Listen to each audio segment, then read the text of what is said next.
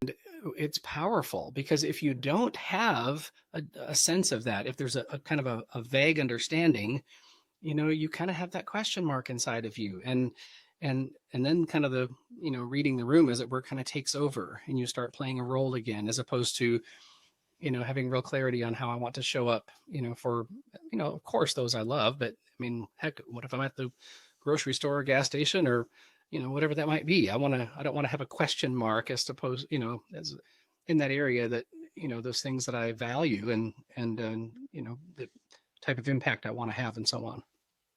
That's so beautiful.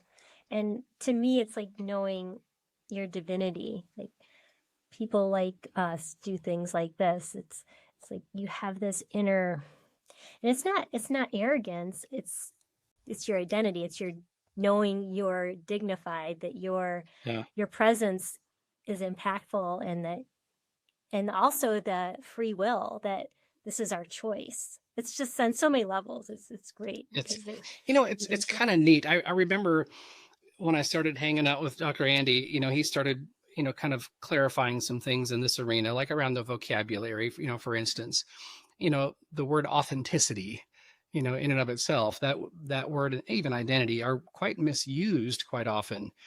And, I like, for instance, the word authenticity, where do we even get that word? And it comes from the word author. And what I think is really fascinating is, we do have a lot of free will, but there are some things that, of course, we didn't choose. We can't choose. I mean, for instance, I didn't make me, right? I didn't choose my eye color, my taste buds, my skin color, and things like that. I mean, and here's a fascinating thing. And I mean, since you have children, you'll kind of get this. We don't really even choose our own personalities.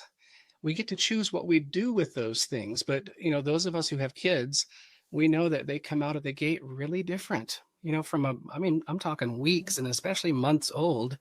You can tell, the little spirit in your child is just so different. What I mean, it's almost hard to describe in some way, but of course, everything from what makes them cry to laugh, or their different tendencies and so on, from an early age, it's so wonderful how unique they are.